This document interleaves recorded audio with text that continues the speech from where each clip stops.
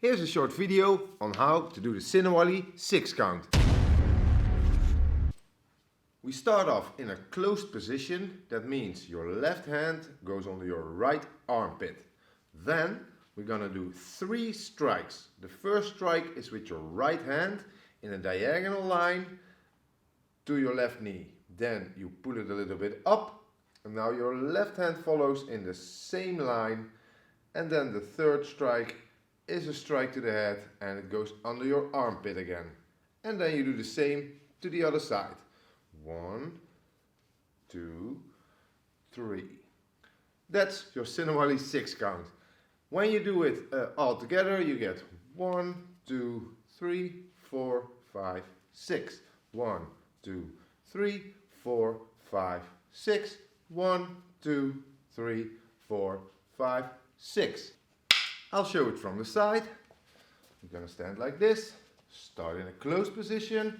Strike, strike, strike, strike, strike. So diagonal line, redondo, diagonal and a redondo. So if you want to do it more on speed, make sure you got the strikes in your muscle memory, and then you can pick up speed and go faster and faster and faster and faster until you reach a nice speed.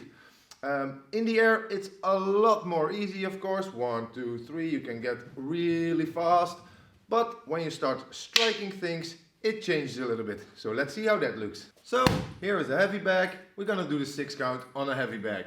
So we got 1, 2, 3, 4, 5, 6. 3, 4, 5, 6.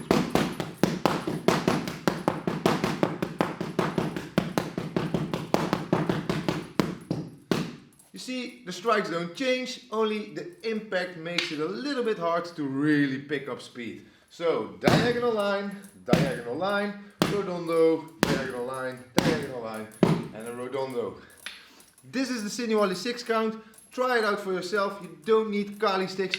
You can even practice the strikes without weapons. I just use my fingers.